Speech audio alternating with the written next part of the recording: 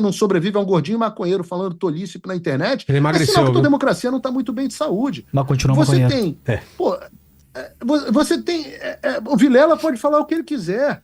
E é bom, e é assim que tem que ser. E se o Vilela falar besteira, e às vezes eu acho que fala, como eu falo também, que bom. Faz Agora, parte. veículos de imprensa, você falou do Intercept. Pô, o Terça Livre, cara, eu trabalhei no Terça Livre. O Terça Livre foi fechado, teve todas as contas bancárias fechadas pelo Alexandre de Moraes. Era um veículo independente de imprensa, com assinante, igualzinho ao Intercept. Podia ter um viés para um lado ou para o outro. O Intercept também tem. Tinha assinante e foi chamado de lavagem de dinheiro. A Jovem Pan se tornou, em um ano, a maior emissora de televisão de notícias. O meu programa, o programa que eu fazia, e o Diogo foi meu colega, também participou do programa durante o tempo, o Pingo nos Is, era o programa mais assistido do Brasil. A gente tinha mais audiência do que a CNN e a Globo News somada, multiplicada por 2.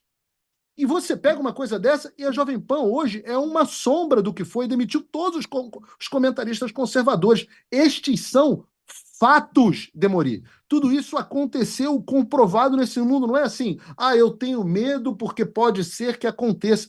Tem milhões nessa de tenho medo que pode ser que aconteça. Mas tudo isso que eu estou dizendo aconteceu. E eu acho que você, como eu, deveria estar unido. O Nicolas acabou de chamar de burros os jornalistas que não entendem, que nós estamos defendendo você também, cara, porque o chicote muda de mão. E eu não quero um líder da direita doidinha, porque tem líder da direita doidinha também, que vire e fale assim, não, agora é a hora do chicote mudar de mão, agora é a volta do anzol, tá na hora de eu fazer com o Demori o que fizeram com o Paulo Figueiredo. E eu vou estar do seu lado te defendendo. Pode ter certeza que eu vou estar te defendendo até o meu último suspiro. Ô, Paulo, Só 3 coisas importantes muito rapidamente. O Eduardo falou no começo do caso do Felipe Martins, eu quero deixar claro aqui então, eu fui muito crítico em relação ao que o Alexandre de Moraes fez com o Felipe Martins, com um detalhe, Vilela. O Felipe Martins me processou por aquele sinal que ele fez, que muita gente falou que era um sinal nazista, processou vários jornalistas, todos ganharam do Felipe, menos eu. Tive que pagar 10 pau pro Felipe, nesse caso, fui o único que perdi pra ele, todos os outros ganharam. E mesmo assim, o Paulo sabe disso, eu defendi o Felipe, eu achei absurdo o que foi feito com ele, porque eu acho que ele deveria ter ali na minha opinião, as garantias dele do devido processo legal foram quebradas, né? O Monark, eu também me posicionei publicamente, eu falei pra você aqui, inclusive, eu acho um exagero o que foi feito com o Monark, acho um absurdo o que foi feito com o Monark. Ninguém pode, né, Eduardo, ser criminalizado por ser burro. Burrice não é crime, né? O Monark é só burro, né? Então, assim, não é um problema. O Alan dos Santos tem uma divergência muito grande, porque o Alan dos Santos, ele publicou dados sensíveis sobre endereço de ministros, endereços de vizinhos e parentes, conclamando as pessoas para atacarem ou eventualmente irem para casa das pessoas. Então, isso fere a liberdade de expressão e isso está no processo e os prints estão no processo. Acho que não vai dar tempo da gente discutir. Mas ele não mandou ninguém para casa de ninguém, isso não é verdade. Mas publicou os perfeito. Publicou os endereços e publicou os endereços dos vizinhos publicou também. Fotos, se eu não me engano. Fotos e também os telefones, o que é Paulo, e também os telefones, o que você sabe é proibido pela Lei Geral de Proteção de Dados. Então, no meu caso, não são as mesmas coisas em relação ao que eu penso do Felipe. De novo, fui processado, perdi. O seu caso, Paulo, eu vou te falar tranquilamente. O seu caso é um caso que eu não conheço a fundo, tá? Eu conheço muito do Monark, fui contra. Conheço muito o caso do Felipe, fui contra. E conheço muito o caso do Alan e sou a favor das medidas que foram feitas contra o Alan. Então, eu tô dando aqui uma opinião de livre pensador, tá? Só pra gente deixar isso claro. Eu queria pontuar só que eu falei do Lula, né? O Lula chegou a pedir a retirada do passaporte de um jornalista do New York Times, mas ele não chegou a expulsar o jornalista porque o pedido não chegou... Larry Roter. Exatamente. Larry Roter. Porque o pedido não chegou a ser feito. Ele não fez o pedido, ele falou que deveria expulsar, mas na retórica sem pedir o passaporte. Um comentário em relação a ele. E eu tenho aqui uma notícia de última hora aqui. Não, só para colocar uma notícia de última hora. Moraes da 24 horas... Tá bom. Mas é sobre seu pai aqui, Moraes. Para abrir um parênteses ainda nessa questão dos processos, liberdade de expressão, etc. Eu lembro que no começo do governo do meu pai, né, assim que ele tomou posse como presidente, ele desistiu de todos os poucos processos ainda, né, que ele movia contra jornalistas. As questões com relação àquilo que extrapola a liberdade de expressão, né, são meia dúzia de pedidos de indenização. Ainda assim, quando assumiu a presidência da República, ele retirou todos esses processos, né, por entender que não estava mais numa posição de entrar nesse embate no CPF, né, de jornalistas, em que pese, né, ele ter, no meu entendimento, muita razão daquilo que ele estava se defendendo, que por vezes nem era por ele, era por questões de ataque à honra até da sua filha, Laurinha. Então, só para abrir esse parênteses e para deixar mais isso aqui registrado. Mas acho que nesse ponto, Demori, todos nós aqui vamos concordar, né? Falando aqui agora, reafirmando o que o Paulo Figueiredo falou. Se algum parlamentar fala em fechamento de imprensa, pode ter certeza que nós somos contrários a isso, tá? Tá. E essa notícia agora que acabou de chegar, tem poucos minutos, você consegue colocar aí pro pessoal ver, Léo? Aqui, ó. Moraes dá 24 horas para Bolsonaro explicar ida à Câmara em entrevista sobre pena de prisão. Não sei se você tinha visto isso, Eduardo. Restrições impostas por ministro do STF ao ex-presidente inclui proibição do uso de redes sociais, mesmo que por meio de contas de terceiros. Aí, ó. A notícia que acabou de sair. O STF vai ter que explicar, só rapidamente, porque eu vi a decisão antes, não essa, né? A anterior. O texto não é claro, Vilela, e aí, de novo, a gente vai fazer um ponto aqui que acho que a gente vai até, eventualmente, todos podemos concordar.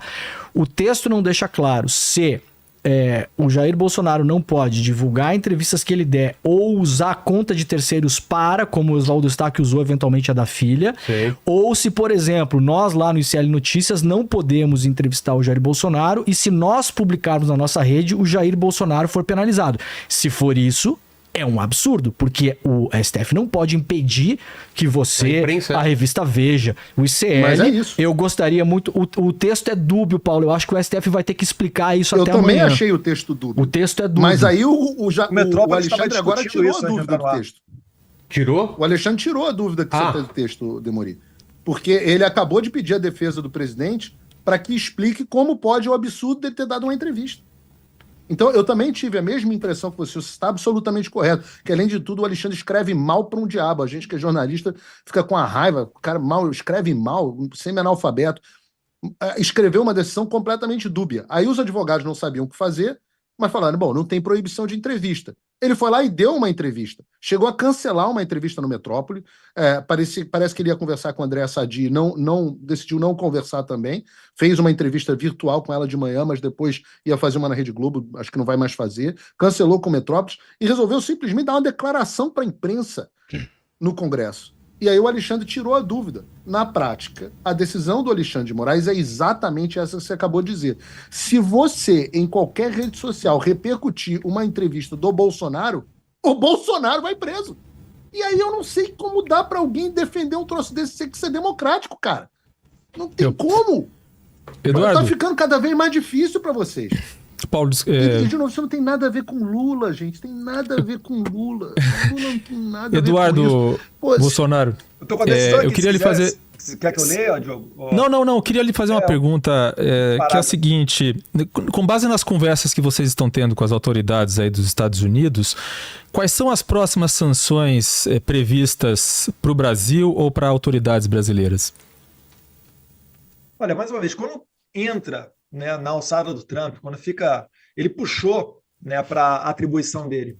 No começo eu nem sabia se o Trump ia fazer isso ou se poderia também delegar para o Marco Rubio, que o Marco Rubio também tem poder para a aplicação de algumas medidas dessas diplomáticas, de sanções e etc. Mas a partir do momento que ele puxa para baixo da alçada dele, aí é só com ele, né? O máximo que eu e o Paulo a gente pode fazer é dar opinião, encontrar com interlocutores, nos reunirmos, né, com algumas das autoridades que frequentam o Salão Oval, mas o que está para vir por aí... Dá um palpite? Se não me engano... Quero palpite. Diga. Eu vou dar o meu palpite para você. Eu acho que o Alexandre de Moraes será sancionado debaixo do Global Magnitsky Act por violações de direitos humanos. Vai ter todos os ativos dele no mundo inteiro congelados de qualquer instituição bancária que opere dentro dos Estados Unidos, que são todas, cartões de crédito, proibição de negócio com qualquer empresa americana que impede ele de ter conta na App Store, na Google Play Store, usar Microsoft Teams, viajar em companhias aéreas, que quase todas têm base nos Estados Unidos, enfim, fazer negócio com qualquer empresa que seja americana, tenha sede nos Estados Unidos ou tenha de sua propriedade pessoas dos Estados Unidos. Eu acho que o Alexandre vai sofrer essa consequência. Num segundo momento, a esposa dele, Viviane, deve ser sancionada junto com as suas empresas, seu escritório de advocacia também. Ou talvez no primeiro momento, né? ou talvez num primeiro momento juntamente, e em seguida, dependendo da resposta das autoridades brasileiras, principalmente dos ministros do STF, eu acho que os próximos a serem sancionados vão ser primeiro o ministro Barroso, como presidente da Corte, junto com o Paulo Gonet Branco, procurador-geral. Depois eu acho que na lista está o Gilmar Mendes, e as sanções vão gradativamente atingindo um a um até que o Supremo Tribunal Federal esteja todo asfixiado financeiramente. Posso e a me dar uma partir pergunta? daí vão ser para os líderes do Congresso. Eu queria me dar uma outra pergunta aqui. Eu não sei se foi o Paulo ou o Eduardo que falaram no começo, acho que foi o Eduardo que falou que tem muita gente que está fazendo espuma na rede social e assumindo para si os créditos, né, por estar fazendo esse movimento, mas tem personagens que as pessoas não conhecem. Foi isso, né, Eduardo? Que tem pessoas que estão trabalhando nisso que não são necessariamente conhecidas, ou as pessoas não conhecem, né? Eu não exponho todas as pessoas que a gente tem em contato, até por uma questão de inteligência na estratégia e ética. Perfeito. Ele está se referindo, Demori, só para deixar claro, às pessoas da Casa Branca. Não, perfeito. Se nós temos um combinado com eles que todas as pessoas que nós encontramos, nós nunca divulgamos. Então, nós não divulgamos se encontramos o Trump, se encontramos o Rubio, se encontramos o fulaninho que vocês nunca ouviram falar, que é importantíssimo, a pessoa do Conselho de Segurança Nacional. Mas vocês encontram em agenda oficial ou fora de agenda oficial? Não tem agenda oficial para o Executivo aqui, necessariamente. Não é dentro da Casa Branca, é fora da Casa Branca? Dentro da Casa Branca. Já tivemos dentro da Casa Branca mais de 10 vezes. E dentro do Departamento de Estado, e dentro do Congresso. Não tem nada de reunião clandestina, não. As reuniões são dentro do West Wing. Deixa eu emendar, posso emendar uma pergunta? Pode ser para os dois. A título de curiosidade mesmo, o senador Sérgio Moro tem ajudado vocês em alguma movimentação nos Estados Unidos? Porque ele teve vários contatos ao longo dos anos? Não, pela risada não, é isso?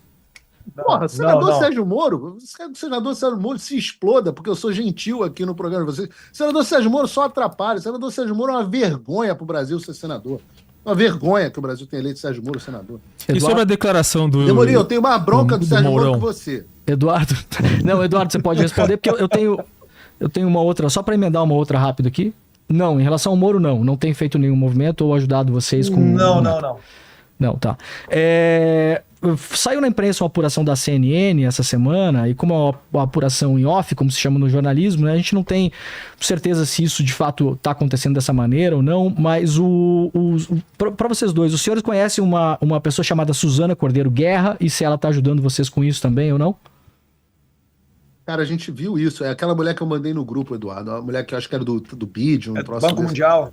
Ex-presidente do IBGE, durante o governo Jair Bolsonaro, deve assumir nos próximos meses cargo estratégico no Banco Mundial, é casado com Elbridge Colby, atual subsecretário de Defesa e do círculo íntimo do Trump.